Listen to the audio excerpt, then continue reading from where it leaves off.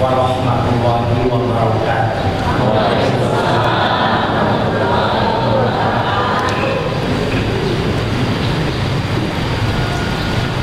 Bismillahirrahmanirrahim.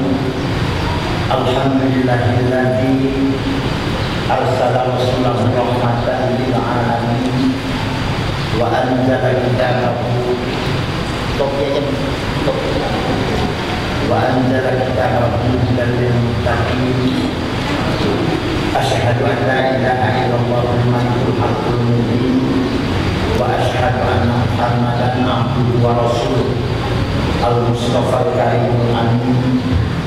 Allahumma fasholli wa sallim ala hadzal nabiyil karim wa rasulil azim sayyidina wa maulana Muhammadin wa ala alihi wa ashabihi ajma'in. Amma ba'd. Syukur alhamdulillah, terima kasih kepada semua pihak, khususnya pengurus pengajian kita, pengurus masjid, jazakumullah khairan jazaa. Semoga Allah membalas pembalasan terbaik-baiknya dan kebanyakan-banyaknya. Guru kita yang mengajar kita doakan semua, Allah memberi hayatihi wa nafa'ana bi ulumihim, amin ya rabbal alamin.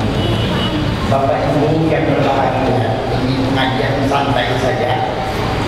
Di dalam surat Al-Ahzab itu diungkapkan, laqad kana lakum fi rasulillahi uswatun hasanah. Dalam diri Rasul itu terdapat suri teladan dan contoh yang baik.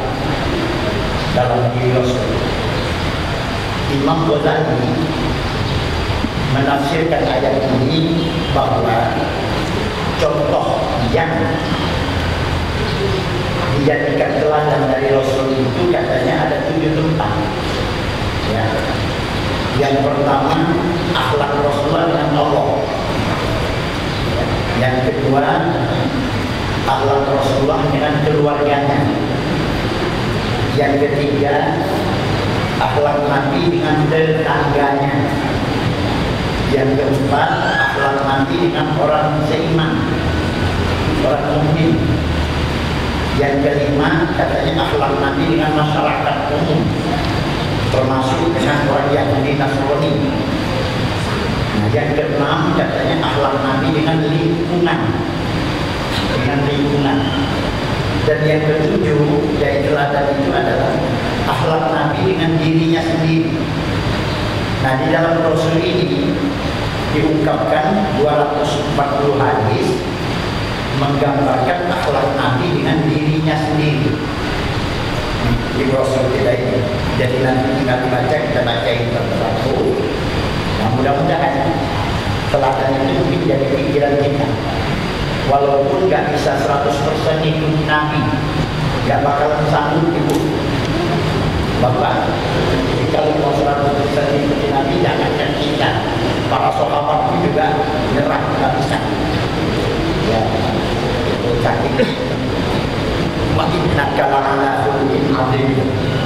Sesungguhnya kaum Muhammad memang memiliki akhlak yang sangat agung. Nah, jadi yang belum punya brosur nanti lagi fotokopi.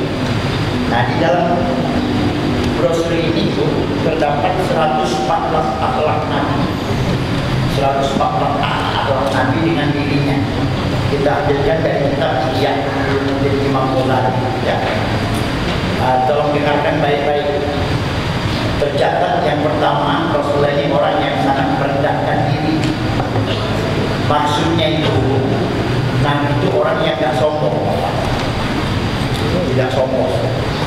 Padahal beliau jadi pemimpin. Ini kita pemimpin aja dulu udah sombongnya setengah mati. Nanti ada contoh dari Rasul. Tidak sombong. Jangan terpukau oleh pantun setan. Setan punya pantun. Kui kancing, kui ganda sturi, biar miskin ngomongkan diri. Nah, jangan. Ya. Jadi jangan ngomongkan diri. Nah, orang itu ada sebab bisa sombong. Pertama, karena harta benda. Nyombongkan harta. Nah, ingatkan, gak dibawa mati. Manusia juga bisa sombong karena jabatan. Tolong diingatkan, ada waktu pensiun, jangan sombong-sombong. Kalau udah pensiun udah malas. Lagi di jabat orang mantri, udah pensiun, ya lalar aja malas mau mantri. Pensiun, jangan sombong. Yang ketiga, ada juga sombong karena kegagalannya, ada waktu sakit. Ada juga kata Imam Ghazali, orang itu sombong karena turunan. Turunan ini sombong kan? Turunan darah biru. Nah, ketemu darah kotor di SD, sombong. Ada sombongnya. Ada juga yang sombong karena kecantikan. Ingatkan, ada waktunya jadi nenek-nenek. Jadi nenek-nenek, apa yang mau sombongin? Nggak ada lah sombong. Alis sudah nggak beriring, lesungnya sudah lenyap. Bibir yang dulu jadi makan kadang-kadang hancur semua. Jadi jangan sombong. Di 114 akhlak Nabi ini Pak, diteliti ada 4 sifat Nabi yang sangat menonjol. Pertama, nggak sombong. Ya. Yang kedua, tidak serakah. Nanti kita akan ketemu akhlaknya, harta di luar kebutuhannya disalurkan di dalam rokok. Tandanya dia nggak serakah, nggak ada deposito, berarti nggak serakah. Yang ketiga, Pak, akhlak Nabi tidak hubung dunia, tidak gila sama dunia, tidak terganggu oleh urusan dunia. Ya. Dia tidak terpengaruh oleh KPK, Polri, segala macam, politik, ada. Jadi orangnya zuhud. Yang keempat yang paling menonjol di sini adalah tidak pernah menaruh hasad, dendam, dengki dan iri. Jadi selalu husnuzon dengan orang baik. Nah, itu akhlak Nabi yang sukar kita. Sebetulnya secara ilmu pengetahuan itu ada ahli sosiologi orang Jepang melakukan satu penelitian. Ini 4 sifat katanya memang penyakit dunia: sombong, serakah, hubung dunia, gila sama dunia, panjang hayal itu, sama dendam, hasad, dengki. Itu memang penyakit dunia. Nah, menurut peneliti Jepang itu, setelah dia teliti Pak, sifat sombong itu sebetulnya lebih banyak didominasi orang di benua Amerika, ya, Meksiko, Brazil. Rata-rata buat orang semua sombong, masih minum ibu dengan tangan kiri itu biasa. Kalau kita udah sombong, mengangkat kaki di depan mertua itu biasa dia. Nah, kalau kita bisa dipecat itu mampu. Sombongan. Kalau serakah, katanya serakah, banyak didominasi orang di Eropa. Serakahnya. Ya, penjajah semua kan dari Eropa, Belanda, Inggris, serakah. Jadi bisnis duit. Eropa yang paling heboh bola. Jadi dia berpeso 2 miliar sehari. Itu kan. Jadi serakah orang Eropa. Kalau hukum dunia katanya turun amal, panjang hayat, orang Afrika banyak menghayal. Ini banyak bodoh orang Afrika. Hayal dulu. Nah, kalau giliran hasad, dendam, dengki, iri, itu menurut peneliti Jepang orang Asia, termasuk Indonesia. Jadi iri, dendam itu tinggi loh. Jadi nggak usah kaget kalau salah satu instansi kita ribut, itu nggak cukup 2 minggu, bisa 4 bulan, 5 bulan, bisa bertahun-tahun. Dendamnya tinggi, orang Asia. Sebelah rumah nanti ordenan udah beriak 2 hari. Repotnya. Itu Asia. Coba lihat. Partai calon waktu kagak selesai. Mau Islam aja sulit, mau damai aja sulit. Karena dendamnya tinggi. Beda orang Eropa itu bilangnya kurang Pak, yang penting duit. Ya.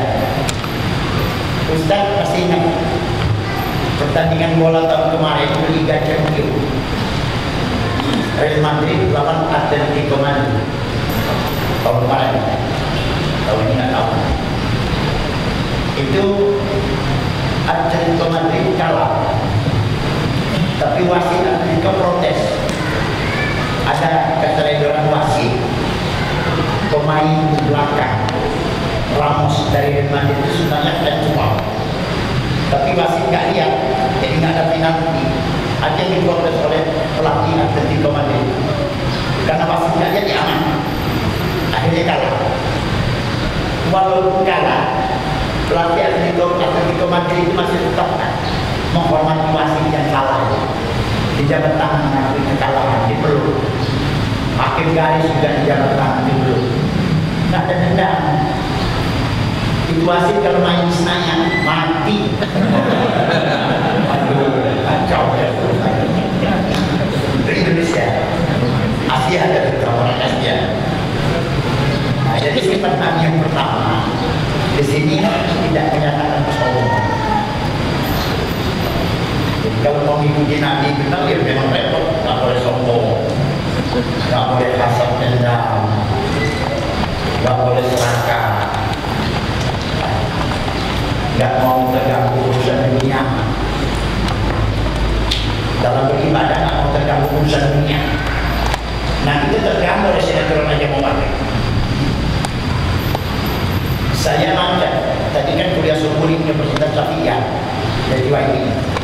Selesai tanya jawab jam 7, dari situ jam 7 makan. Alhamdulillah lancar. Yang macet mana sih?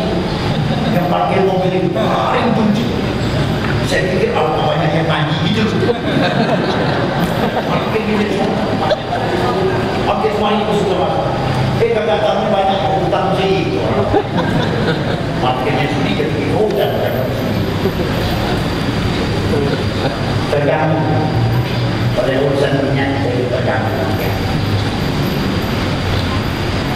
Yang kedua sifat Nabi ummi. Ummi di sini maksudnya tidak pandai membaca dan menulis. Tetapi Nabi itu diberi sifat qanaah, cerdas, ilmuwan, pintar. Diberi sifat qanaah. Diberi sifat fatonah. Fatonah itu cerdik, pandai, ilmuwan. Padahal tidak bisa membaca dan menulis, sengaja dibuat waktu itu. Kenapa? Begini, kalau Nabi bisa membaca, menulis, mengarang, orang kafir bisa menuduh Quran karena Nabi Muhammad. Itu masalah. Nah sekarang nggak bisa dituduh, ini Quran bukan karena Nabi Muhammad. Kenapa? Orang dia nggak bisa menulis kok, nggak bisa membaca. Jadi Quran memang dari Allah. Begitu Pak. Jacques Cousteau, penyelam Prancis itu masuk Islam kan? Itu karena melihat sungai Tawar di Laut Meksiko. Ada sungai Tawar. Dibawa ke Prancis, itu ilmuwan nggak bisa jawab. Ilmuwan Islam yang ngasih tahu. Ada di surat Al-Furqan ayat ke-53. Begitu dilihatnya Al-Furqan 53, Allah yang punya ilmu membuat membran batas antara laut dan tawar. Masuk Islam. Apa alasan dia masuk Islam? Berarti Quran ini karangan yang membuat alam semesta, bukan karangan Nabi Muhammad. Kalau Nabi Muhammad yang karang Quran, kapan Nabi Muhammad pergi ke Meksiko? Gak ada. Ada hijrah ke Mina, bukan ke Meksiko. Itu alasannya. Begitu. Jadi banyak ilmuwan luar itu masuk Islam karena menemui ilmu pengetahuan sekarang terungkap semua di Quran. Iya. Makanya ada yang bertanya dengan Nabi, Rasul kenapa orang kafir kok banyak yang sukses itu? Itu ada jawab Nabi. Kalau ilmu bagus, ilmu mereka membuka hati. Itu masalahnya. Jadi sengaja pinternya akhirnya masih Islam. Banyak Pak. Saya bisa beber. Dalam 2 tahun aja tahun 2013, 14 kemarin, 15 itu 250 ilmuwan masuk Islam. Belum yang bukan ilmuwan. Akibat ilmuwan masuk Islam yang lain ikut. Misalnya dekat Fakultas Farmasi Universitas Tiananmen, Tajasen, Dr. Tajasen. Akibat dia masuk Islam, itu 200 mahasiswa masuk Islam. Mahasiswa mikir, masa orang pintar masuk Islam? Kalau Islam nggak benar, nggak mungkin di profesor masuk Islam. Begitu penggunaannya. Cuma ada juga orang menanya dengan Rasul, orang Badui, orang bodoh dari pegunungan. Rasul, kenapa itu orang yang non-muslim kok lebih hebat dari orang Islam ini? Jawab Nabi, lagi udah sabar aja, dunia ini surga orang kafir, neraka orang mukmin. Nanti di akhirat baru surga orang mukmin, neraka orang kafir. Nanti yang udah tenang, surga mereka. Ada juga yang nanya, Rasul, di mana keadilan Allah? Kok orang kafir hebat-hebat? Kok kita orang mukmin pada belum hebat kayak dia? Itu letak keadilan Allah bukan di situ, kata Nabi. Letak keadilannya itu orang kafir dapat manfaat karena doa orang mukmin. Itu adilnya Allah. Itu doa ya Allah, selamatkan BSD. Selamat BSD. Nah kafir di BSD kan goceng pelang. Jadi kafir dapat manfaat dari doa orang mukmin. Nah orang mukmin dapat manfaat apa dari kafir? Ilmunya. Kata Nabi, orang mukmin dapat manfaat dari ilmu kafir. Nah bukti teknologi kan kafir semua. Lampu kafir dipasangin kafir, AC kafir, sound system dibuatan kafir, handphone buat kafir ini handphone. Ini kafir. Tidak ada handphone mungkin hanya soleh. Ya. Nah itu kita keadilan Allah. Jadi orang mukmin dapat manfaat dari ilmunya, mereka dapat manfaat karena doa.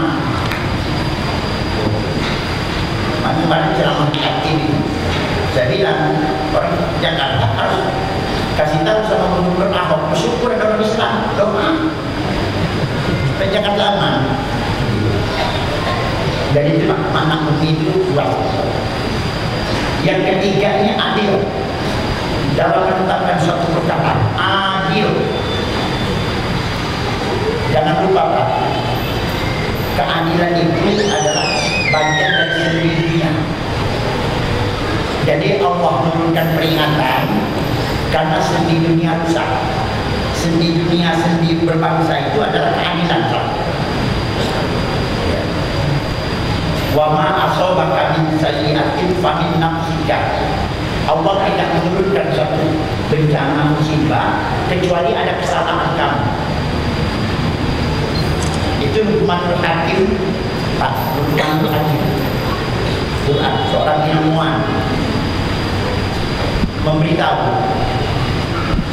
memberitahu sendi dunia terima. Kalau rusak salah satu sendi ini, Allah menurunkan peringatan.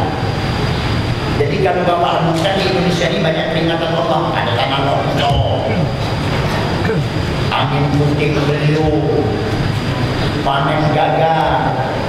Pertanyaannya apa kesalahan kita? Satu Pak, pejabat tidak berlaku adil. Pejabat tidak berlaku adil, maka Allah menurunkan peringatan. Yang kedua, orang kaya tidak kurang dermawan, serakah, zakat nggak dikeluarin, kurang dermawan, peringatan Allah. Yang ketiga, ulama pewaris Nabi banyak tak didengar, musibah. Yang keempat, kata Luqman, orang terzalim doanya jadi jelek, banyak orang teraniaya, musibah. Yang kelima, kurang baik kaum wanita di satu negeri, maka Allah menurunkan musibah. Nanti saya bertanya banyak, oh ini misalnya orang kaya kurang dermawan, ada banyak banjir, hama merah. Oh ini banyak jenis penyakit, itu kurang baik wanita di satu negeri. Jadi kita bisa mikir di Indonesia ini, Dari yang 5 itu kira-kira nomor berapa? Apa pejabat kurang adil? Atau orang kaya kurang dermawan? Atau ulama pewaris Nabi sudah nggak didengar? Atau orang terzolim teraniaya sudah banyak? Atau kaum wanita yang kurang baik? Semuanya. Wanita. Tidak. Ya, itu penyebab. Semua. Itu penyebabnya. Satu di antara yang 5 ini mesti ada. Makanya Luqman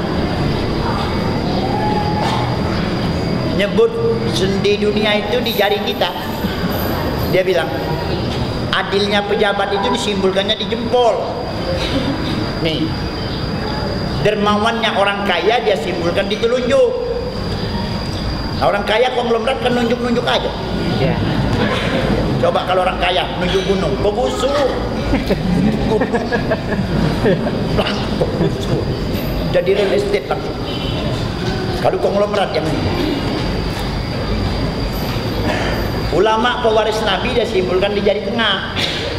Jadi ulama itu harus netral. Jangan ke kanan, jangan ke kiri. Ya, ini pewaris Nabi, ulama. Kalau udah nggak didengar musibah. Orang terzolim dia simbolkan di jari manis. Kaum wanita yang kurang baik dia simbolkan di kelingking. Bu, kelingking. Ya, ini jabatannya. Pejabat, konglomerat, ulama, orang teraniaya, kaum wanita. Itu sendi dunia. Makanya kita bersuit. Ini dari Luqman. Jempol lawan telunjuk, telunjuk kalah. Pejabat lawan konglomerat, dia kalah. Nanti telunjuk lawan kelingking, Pak. Kelingking kalah. Ini duit lawan wanita. Kalah wanita sama duit. Harus kalah kan? Ya. Ini konglomerat. Tapi kalau kelingking lawan jempol, jempol kalah. Ini wanita lawan pejabat.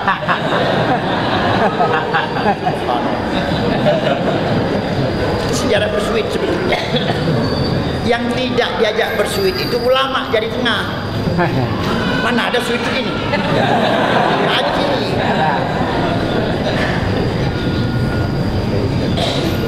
Gitu kan. Jadi yang paling hebat wanita, ngalahin pejabat.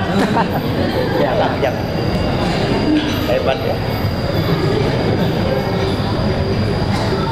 Nah, kelima sendi itu ada dengan Nabi. Keadilan, pewaris Nabi dan dia memang seorang Rasul. Ya, itu masalah. Tidak pernah menzolimi orang. Itu Rasulullah. Menghormati hak wanita. Ya. Makanya Islam diperintahkan Nabi hormati ibu dulu baru bapak. Itu sendi dunia, Pak. Kalau ibu udah nggak dihormati, berarti kita nggak menghargai ibu. Jabatan ibu dalam Islam itu lebih banyak. Yang negara ibu, betul apa betul? Madrasah anak kata Nabi ibu.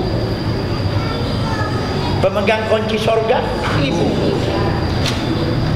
Al jannatu tahta aqdamil ummahat, surga di bawah telapak kaki ibu. Yang ngatur rumah tangga ibu. Makanya disebut ibu rumah tangga. Mana ada bapak rumah tangga? Nggak ada. Kita tambahin lagi, paling capek ngurus anak, ngurus rumah tangga ibu daripada bapak. Ibu lebih capek.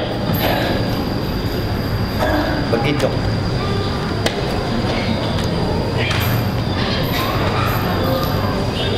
Ngandung anak siapa kalau bukan ibu? Betul betul. Pak, jangankan manusia. Tonton film Dr. Harun Yahya. Itu di film Harun Yahya diungkapkan. Jangankan manusia, Pak, binatang. Kalau yang namanya ibu, kalau hadis Nabi, ya. Feedback. Itu namanya feedback. Jauhin dikit. Belakang itu. Kalau yang namanya hadis Nabi, Pak, hatta innal farosa la tarfa'u hafiroha an waladiha khasyata an tusibah.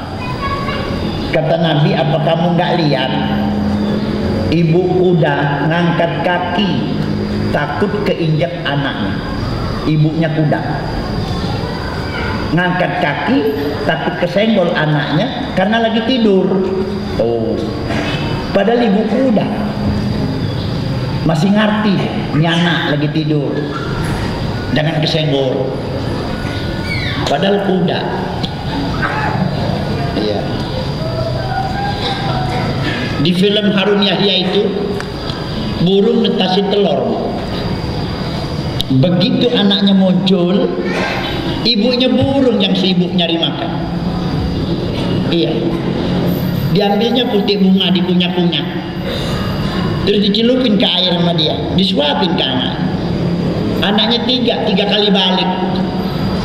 Itu kerjaan ibunya, ibu burung. Di sampingnya nongkrong bapaknya burung, bengong aja itu bapaknya burung. Astagfirullah. Yang bengong bapaknya burung ya, jangan dibalik, bukan burungnya bapak, bapaknya burung. Ini yang bengong bapaknya burung.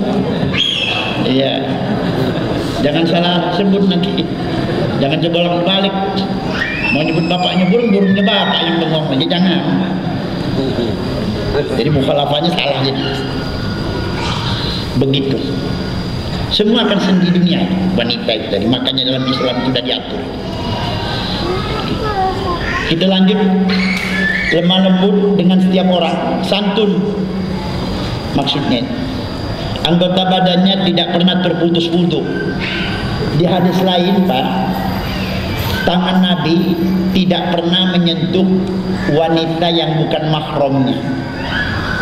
Nggak pernah tersentuh yang bukan mahram. Subhanallah. Udah nggak bisa kita ngikutin Nabi dah. Ya.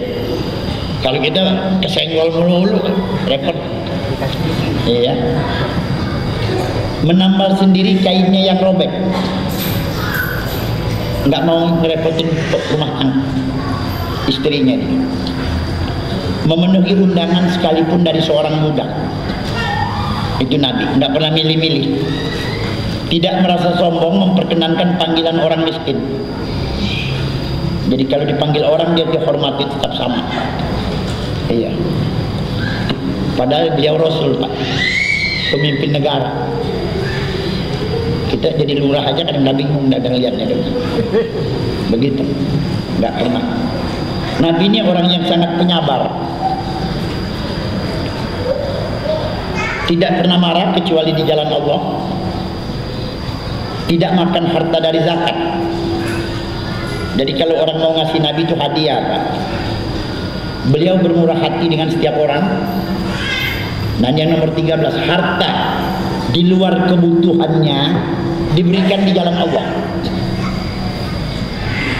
Harta di luar kebutuhan dia, nggak pernah disimpan. Harta di luar kebutuhannya disalurkan ke jalan Allah. Sulit itu, Pak. Itu namanya udah kelas arif. Jadi kalau istilah Imam Ghazali ada iman orang awam, Pak, ada orang alim, ada orang arif. Orang awam ini beribadah didorong oleh kewajiban. Orang alim lebih dari kewajiban, kebutuhan. Nah, orang arif ini, para nabi, para rasul, kesyukuran udah tinggi. Makanya harta di luar kebutuhan langsung di jalan Allah. Udah tingkat arif itu. Lan tanalul birra hatta tunfiqu mimma tuhibbun. Kamu tidak akan mencapai kebaikan yang sempurna kalau tidak mengorbankan yang kamu senangi. Itu udah tingkat arif. Tingkat kita orang awam ini kalau ada kelebihan harta baru di jalan Allah. Begitu.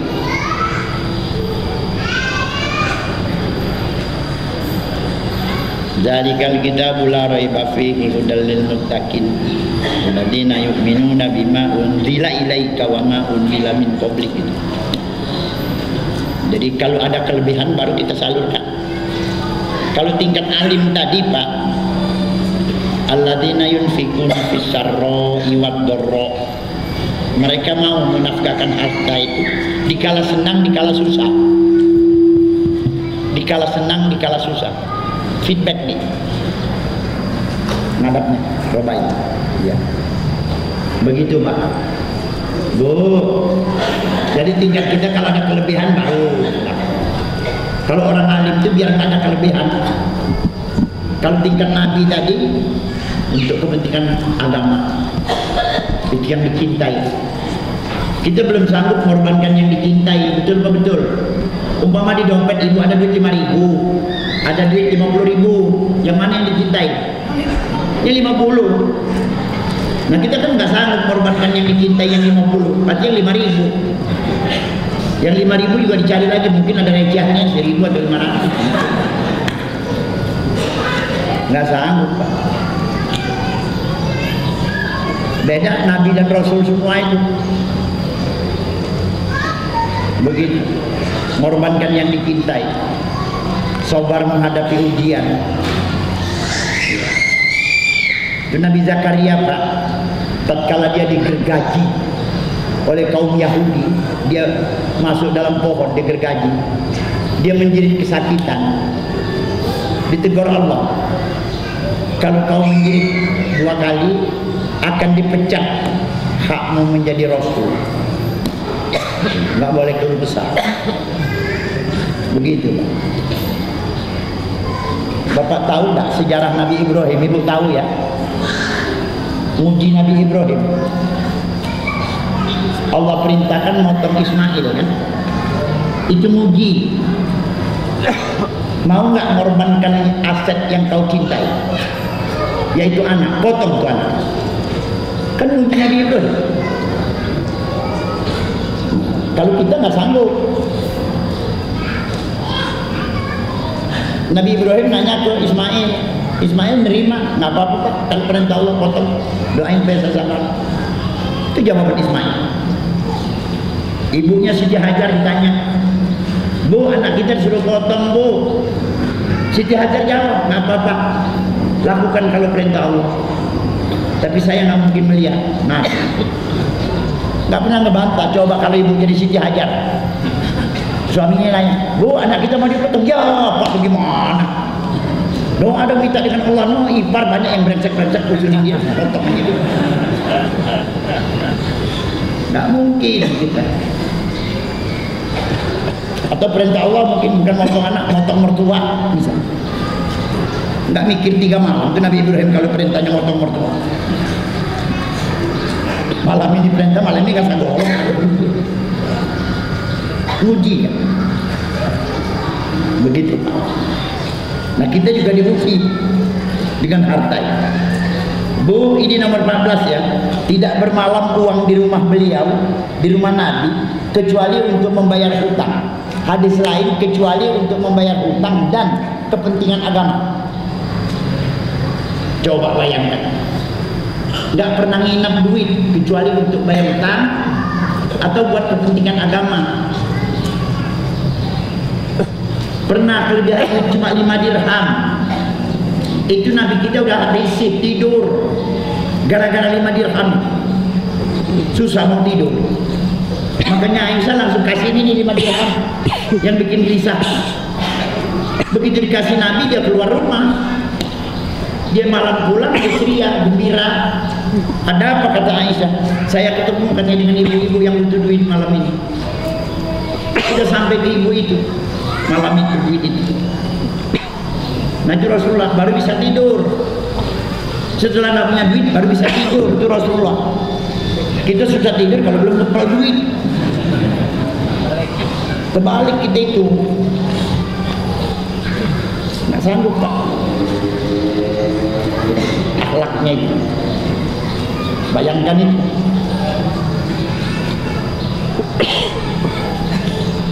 Rasulullah ini sangat pemalu. Ini semua ada hadis Pak, saya nggak cantumkan karena banyak. Tidak risih bila duduk makan bersama orang miskin. Kurang disuka kalau kedatangannya orang harus berdiri. Ya, tidak diharamkan, tapi dia kurang suka. Kalau orang datang, oh berdiri gitu. Ya. Itu nggak pernah Bilal ngomong, hadirin diminta berdiri, Rasulullah masuk di ruangan nggak mungkin berdiri. Kurang suka. Menolak dua jenis minuman dalam satu bejana. Ibu tahu maksudnya? Dua jenis minuman dalam satu bejana. Kopi, susu, itu kurang suka. Jadi maunya Nabi kopi, susu. Begitu Pak. Jadi kalau udah dua jenis itu kurang suka. Teh tarik, itu teh campur susu. Maunya dia ya teh, susu ya susu. Nah itu sifat Nabi. Kalau kita ini dua aja kurang dua. 5 susu, telur, madu, jahe, ginseng. 5 malah. Aneh-aneh. Di Cibubur tuh saya lihat malah mereknya. Susu, telur, madu, jahe, ginseng plus tongkat Madura.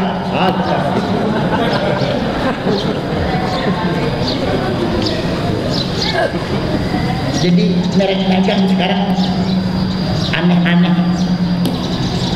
Padahal merek itu doa Pak. Hati-hati jangan.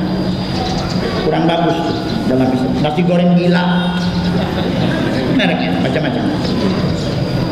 Ada sambal kuntilanak, ya. Rawon setan, betul ya? Ada rawon setan. Yang enggak. Di Cipete Pak, itu ada cabang dari Cibubur, ayam bakar jahanam. Itu jahanam dikira bumbu masak. Yang enggak aja lah. Masya Allah. Tidak menyatakan keinginan dalam selera makan. Jadi begini maksudnya itu, di rumahnya kalau keluarganya nanya, Rasulullah hari ini kepengen makan apa? Beliau nggak mau menyatakan keinginan itu. Dia selalu jawab apa yang ada. Begitu maksudnya. Nggak pernah repot. Gitu. Selalu dijawab apa yang ada. Nggak mau menyatakan keinginan. Itu Rasulullah. Rasulullah ini orang banyak lapar sepanjang hidup karena dia sering puasa.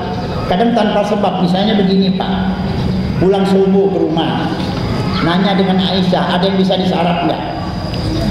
Iya. Kata Aisyah belum ada, Rasul belum belanja apa-apa. Udah tenang, jangan repot-repot. Saya belum makan belum minum, saya lanjut puasa. Begitu. Jadi gampang. Bukan Senin Kemis saja. Selasa nggak ada yang sarap, dia puasa Selasa. Begitu sifatnya itu Pak. Repot ini.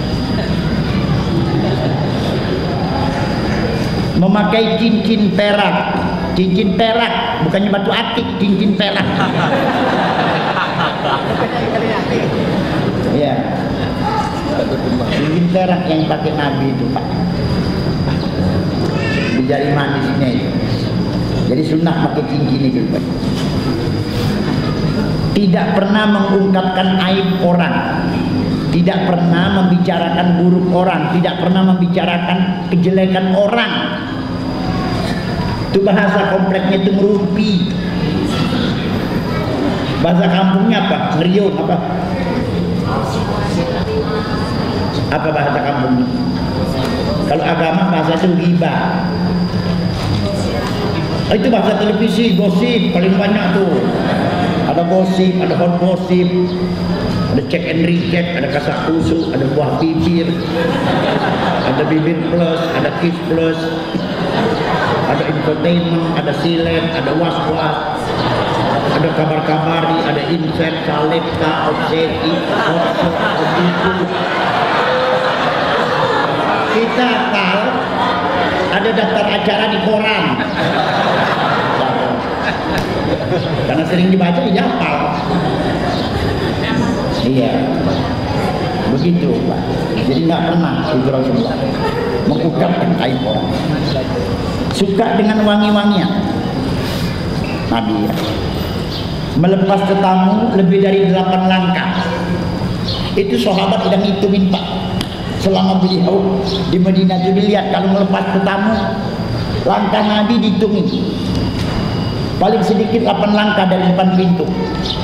Bahkan ada yang lebih dari itu, nyampe ke kendaraan, menghormati tamu.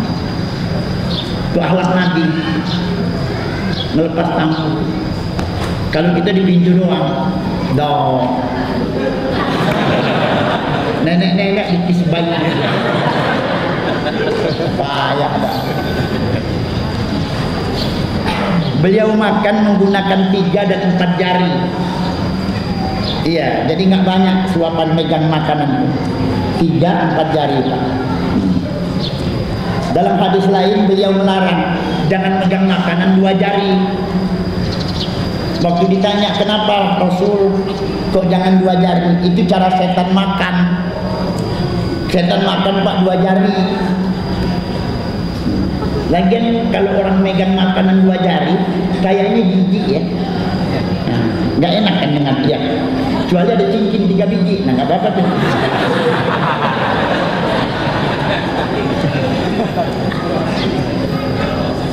Jangan 2 jari.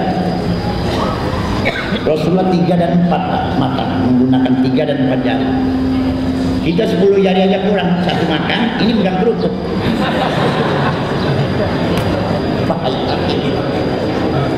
Benar. Rasulullah juga nggak melarang orang makan pakai sendok Pak. Tapi kalau secara ilmu pengetahuan kita terangkan dikit. Apa beda makan pakai sendok dengan pakai tangan? Ya. Ilmuwan Pak meneliti ini menjawab bedanya. Kalau kita makan pakai sendok, pekerjaan khusus ngolah makanan itu 6 jam. Ya. Tapi kalau menggunakan tangan, pakai tangan makan, pekerjaan khusus ngolah makanan itu cuma 3 jam. Selesai. Jadi kalau udah tua begini kayak Ustadz ini udah 70 tahun. Tahun ini 70. Juni nanti 70. Sebagusnya pakai tangan. Supaya khusus jangan terlalu berat bekerja. Kalau pakai tangan 3 jam. Paham Ibu? Nanti ditanya apa sebabnya. Nah, diteliti oleh ilmuwan Pak, tangan kanan kita 5 jari ada 5 energi. Satu di antara energi itu energi pembusuk. Jadi tiap makanan yang dipegang tangan lebih cepat membusuk. Kalau nggak percaya besok kobok sayur pakai tangan. Kobok. 2 jam Bapak datang lagi makan. Apa Bu? Basi. Gara-gara dikobok oleh tangan. Iya. Jadi zat pembusuk. Masya Allah. Nggak paham kita ini. Ada energi lain Pak. Ustadz ceramah di pabrik Mohlam. Manajer Mohlam itu bilang, Pak Ustadz kasih tahu keluarga, kalau masang Mohlam berlapis kain. Kenapa Pak?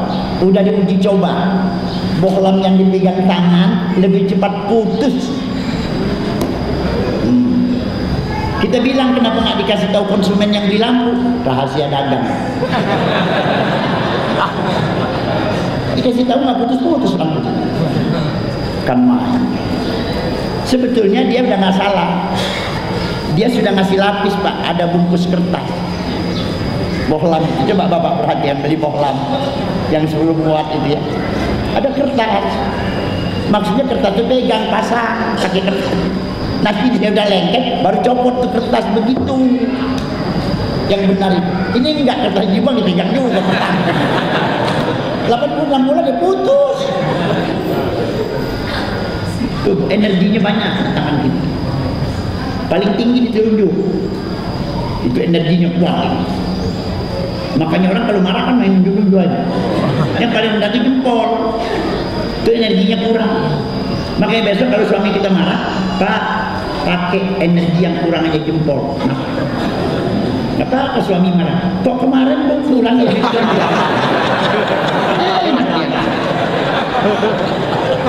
Ibu kemarin kurang ya duit belanja ya.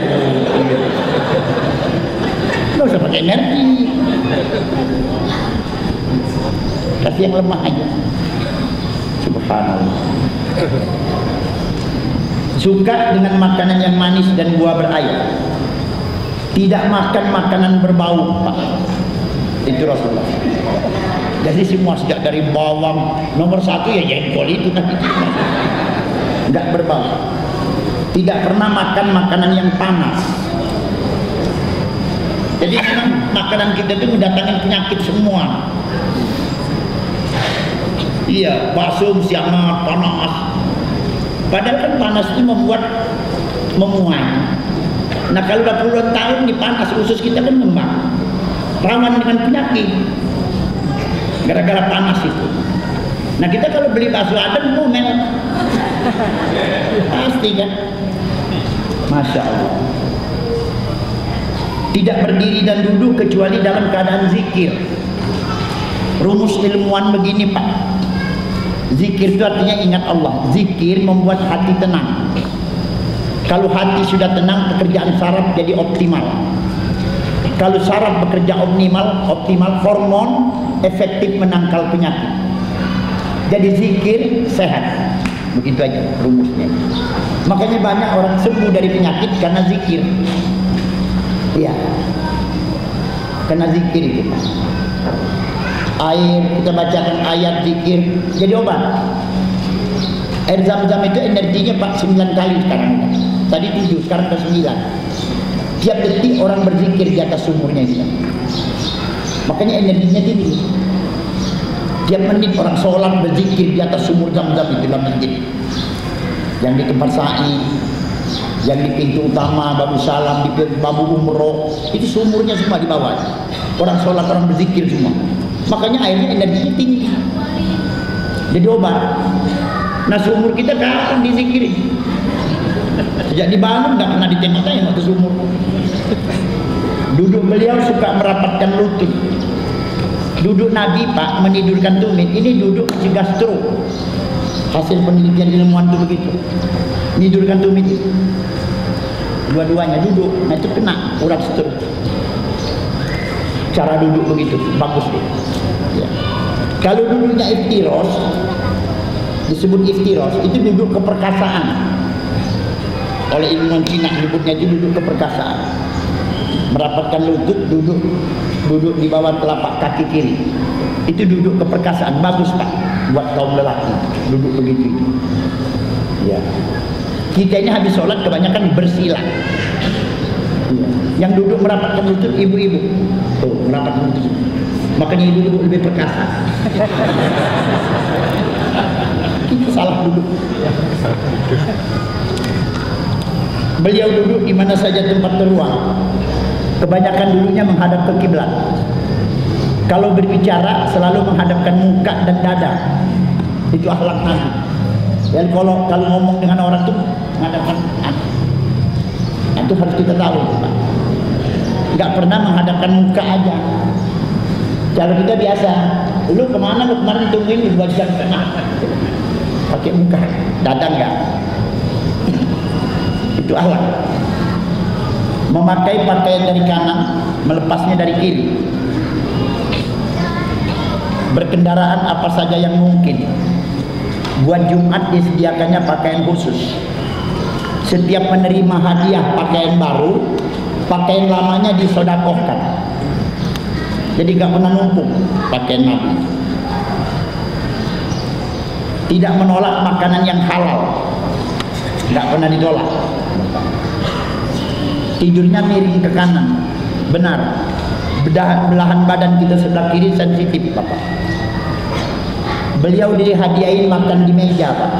Ada meja makan, tapi jarang makan di meja. Beliau lebih senang duduk.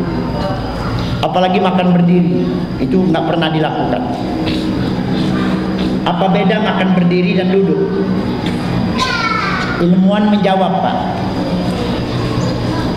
Di Jepang, di Prancis itu diteliti. Dia bilang di dalam usus kita ada daging yang mereka sebut suplinger. Suplinger itu kalau kita di posisi duduk terbuka. Kalau posisi kita berdiri tertutup. Dan kegunaan daging suplinger itu menangkap virus yang masuk melalui makanan. Jadi kalau di makanan itu ada virus, itu ditangkap oleh suplinger untuk mengamankan ginjal. Nah, itu hikmah rupanya. Nah kita kalau kondangan berdiri semua makan, jadi kurang aneh dari segi hikmahnya, kurang baik. Virus nggak kesaring. Santun dalam berbicara, santun. Bu, apa nih bahasa santun itu? Sopan. Ya, Nabi itu sopan. Istrinya bawa minum, terus gelasnya jatuh, gelasnya pecah, air tumpah kena gamisnya. Kata istrinya, maafkan Rasul, saya salah. Nabi jawab, aku juga salah. Kata Nabi, kurang cepat ngambilnya. Enak dengarnya, itu namanya santun. Nah kalau kita kalau ada salah, mata lu dijengkul atau dipalak nih kan. Begitu. Jadi kasih tahu suami, santun. Pernah pulang malam, oleh Aisyah dibikinin susu. Mungkin karena ngantuk dicampur garam. Susu campur garam. Kagak dicobain oleh Aisyah. Jadi diaduk aja ditaruh. Nah begitu diteguk oleh Rasul satu teguk, Masya Allah, langsung ditaruh oleh Rasul, dia nggak dilanjutin. Dia tenang aja biasa, nggak diminum aja udah. Nggak lantas dibuang, nggak lantas pintu kebanting, panci melayang. Udah diamin aja. Malamnya Aisyah bangun, Rasul, kenapa ini susu nggak dihabisin? Apa kejawab Rasul? Dia jawab begini, tadi katanya Aisyah waktu minum susu itu, saya teringat lagi pengantin baru. Nah kata Aisyah, bagaimana bedanya kalau pengantin baru? Kalau pengantin baru dulu, kata Nabi, kan kita makan suka berdua, minum selalu berdua. Itu jawaban dia. Iya. Jadi kata Aisyah, udah malam ini pengantin baru, ntar saya ngabisin susunya. Makan tuh susu garam. Ada kesantunannya itu loh. Jadi Aisyah yang bikin, Aisyah yang minum, dia yang minta. Astagfirullah. Itu cara Rasul. Banyak kesantunan beliau, banyak. Nanti akhlaknya dengan keluarga kita bicarakan. Sabar dalam bersoal jawab. Tidak pernah minta tolong dengan orang musyrik. Beliau makan kalau sudah lapar, berhenti sebelum kenyang. Itu pola sehat. Makan kalau lapar, berhenti sebelum kenyang. Nah itu ikuti sunnah Rasul itu. Kita makan kalau lapar bisa berhenti sebelum kenyangnya itu. Kalau belum berhenti makan, heran. Sebelum itu berhenti. Tidak pernah bermuka masam Rasulullah. Tidak pernah menghina orang miskin. Beliau rela bersusah payah di jalan Allah. Tidak pernah menolak orang yang datang meminta sesuatu. Kalau beliau nggak punya, disuruh ngutang ke warung atas nama Muhammad. Nggak mau nolak permintaan orang. Itu Nabi. Mempercepat sholat bila kedatangan tetamu, mau dihormati. Berjabat tangan setiap berjumpa dengan orang. Dia sunahnya berjabat tangan sebetulnya itu. Nabi. Ya, walaupun dia nggak nolak dicium tangan, tapi kurang suka. Sukanya jabat tangan dengan sahabat tadi. Yang bisa nyium tangan beliau ini pertama anak-anak, kedua kaum ibu berlapis sorban. Diperkenankan. Kalau bapak-bapak jabat tangan. Kita ini beda, saya dulu di pesantren. Kayak gitu. Kalau nggak nyium bolak-balik katanya Tohir masuk neraka gitu. Payah juga itu pesantren. Menawarkan alas duduk kepada tamu yang datang. Dia punya amal yang suka diduduki, ditawarkan dengan tamu yang datang. Kasih sayangnya mengalahkan marah, menyukai makanan yang banyak dimakan orang. Duduk makan Nabi juga merapatkan lutut. Tidak pernah mencela makanan. Kalau nggak suka jangan dimakan, jangan dicela.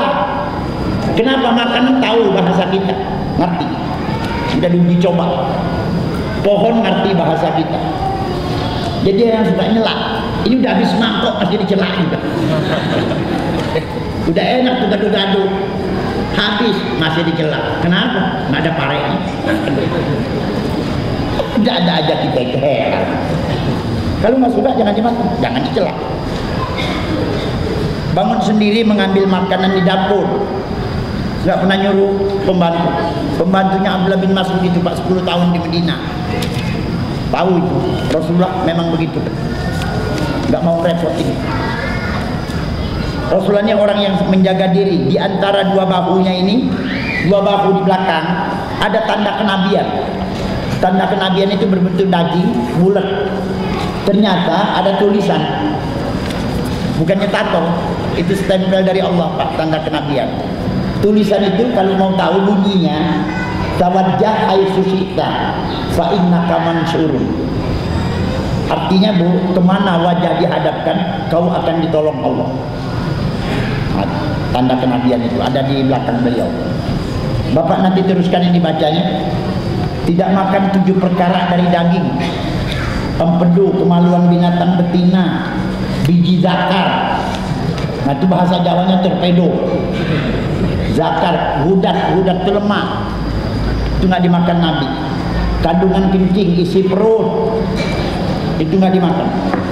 7 perkara yang tidak dimakan Nabi ini ternyata ada mudarat semua Bapak. Itu hasil penelitian. Lah lemak apa mudaratnya lemak? Bukan kolesterol. Bakteri penyakit di binatang ngumpulnya itu di lemak. Asal tahu aja Bapak, di lemak. Tertawa tidak terbahak-bahak. Beliau tertawa. Bu, tertawa tapi tidak enggak begitu gitu loh. Gitu. Bergurau mengatakan yang benar, tidak pernah memaki, tidak menetapkan pandangan dengan seseorang. Jadi Rasulullah itu kalau melihat orang itu enggak menetapkan pandangan. Pak melotot ini loh. Enggak melotot begitu. Itu sifat Nabi. Enggak menetapkan pandangan. Sekilas aja itu. Kalau kita kalau nggak diprototin, dua kaki kamu ada kaki kamu di sana. Jangan menetapkan pandangan. Mengantar jenazah Pak sampai kubur, mengucap salam sekalipun dengan anak-anak, menjawab panggilan dengan kata-kata lambai. Yang tidak disukainya digunakan kinayah, sindiran. Menyukai susu, madu, kurma, semangka, mentimun dan buah labu. Itu Rasulullah. Suka sayur yang mengandung cuka. Maksudnya sayur yang mengandung vitamin C. Itu disukai beliau. Sunnahnya. Berarti sayur asam sunnah Rasul. Ya. Jadi nggak apa-apa saya sering masak sayur asam kalau solusi tanggung bulan. Sayur asam. Nanti suami kita nanya, kok gak ganti-ganti sayur Bu? Sunnah Rasul. Tanya mau sentuhin. Sunnah Rasul. Tidak pernah tersisa makanan di piring. Jadi bukannya rakus. Rasulullah mengatakan Pak, keberkahan makanan itu yang terakhir. Nah kita sisain yang terakhir. Dimakan oleh kucing yang dapat berkah nih. Astagfirullah. Berpaling minum yang tidak bernafas. Jadi beliau itu nggak pernah minum sekaligus. Jadi selalu narik nafas. Kita contohkan di kita. Bismillah. Bernafas dulu. Baru nanti diteguh lagi. Itu cara minum Rasul. Dan selalu beliau minum cuma 6 teguk. 3 kali Bismillah, 3 kali Alhamdulillah. Itu cara minum Rasul. Bapak buktikan itu. Saya ngajari cucu saya. Habis sahur, kau jemput Bismillah 3 kali minum. Sudah itu yang keempat minum, ucapkan Alhamdulillah 3 kali lagi. Rupanya sifat haus hilang, keberkahan air. cara minum Rasul. Jangan minum sekaligus. Blok. Nanti salah, dari segi kesehatan kurang bagus. Saya langsung tanya dengan dokter, betul Pak Ustaz, kurang bagus. Tekanan saraf mata tinggi. Makanya dokter mata Pak, dilihat cara minum. Tesnya itu dengan minum. Begitu. Minum sesudah makanan, tidak pernah terganggu dengan urusan dunia. Itu Rasulullah. Bersiwak kalau mau sholat, kurang tidur karena banyak ibadah, menghormati orang yang berakhlak baik. Rasulullah ini orang yang sangat berani, Pak, berjalan dekat dengan musuh, berjinah hati dengan kaum bangsawan, menerima hadiah walau segelas air. Makanan itu daging yang beliau sukai. Disukainya kalau daging bagian lengan dan bahu. Terdahulu melepaskan tangan kalau berjabat tangan. Maksudnya kalau yang berjabat tangan dengan Rasul ada gejala mau mengirim tangan, dia kurang suka, ditarik cepat. Itu cara Rasul. Jadi nggak usah terlalu diputuskan. Menghadapi dua urusan dipilih yang mudah. Beliau juga melihat permainan yang mubah, yang boleh ada. Berbicara sungguh-sungguh yang tidak beliau sukai diketahui dari wajahnya saja. Takjub bila mendengar orang bicara. Jadi kayak keheranan Pak, kalau ada orang ngomong seperti takjub. Memanggil sahabat dengan kunyah, artinya nama kecil Pak, nama panggilan. Dan memang sunnah Nabi, nama itu gandeng lagi dengan nama kunyah, panggilan. Itu disunahkan, nama kecil. Setelah dipelajari rupanya setiap manusia lahir itu setan melahirkan anak. Kita ngasih nama anak, setan ngasih nama anak juga sama. Nah, makanya kita harus punya nama panggilan. Ya, itu supaya merepotkan setan. Berdoa untuk kebaikan, fasih dalam berbicara. Siapa saja yang berjumpa, wibawanya sangat terasa. Setiap pagi habis subuh bertanya, ada yang sakit, mau didoakan lagi. Penyambung silaturahmi, tenang menghadapi urusan, murah dengan senyum, itu nama. Baik dalam kegembiraan, bicara tidak berkepanjangan. Logat bahasanya sangat menarik, tapi sulit ditiru. Jadi logat Nabi ngomong susah diikuti. Beliau baca Quran juga iramanya, logatnya juga susah diikuti Pak. Sampai beliau negor sahabat karena waktu Nabi sholat ngikutin Nabi baca ayat itu. Maksud sahabat ini ngikutin iramanya supaya bisa, kagak bisa-bisa. Sampai beliau negor nggak usah diikuti. Logat tadi menggunakan logat penduduk surga. Baru berhenti sahabat. Masuk surga aja belum. Tidak mengatakan yang tidak perlu, ucapan mudah dipahami. Tidak pernah mengucapkan yang mungkar, berjalan sangat cepat Pak. Dia seperti jalan turunan. Berpaling mendengar ucapan yang tidak baik, nggak nengok ya. Tidak menghina tempat tidur. Beliau pernah tidur di muka rumah. Gara-gara 3 kali salam nggak dibukain pintu. Udah 3 kali salam, pintu nggak dibuka, tidur di depan rumah. Di Rasulullah. Nah suami kita jangan 3 kali salam. Setelah buka pintu aja udah mau ngasih begitu. Lu tidur atau mampus minta jemput.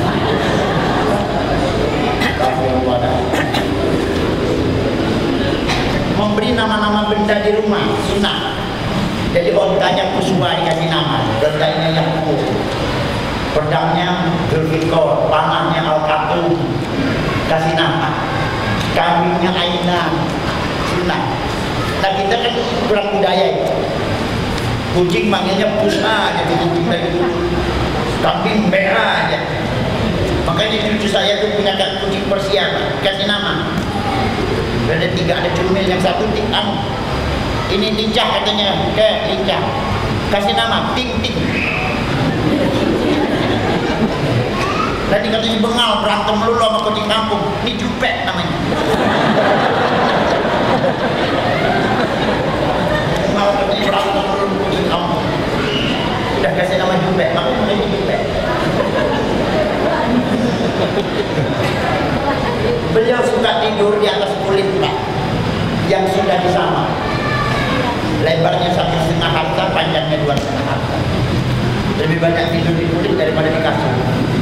Itulah Rasulullah. Jadi kita mengungkap akhlak dengan pribadinya. Kita perlu membicarakan akhlaknya dengan Allah, akhlaknya dengan keluarga, akhlaknya dengan tetangga, akhlaknya dengan mukmin, dan akhlaknya dengan masyarakat. Lain kesempatan. Assalamualaikum warahmatullahi wabarakatuh.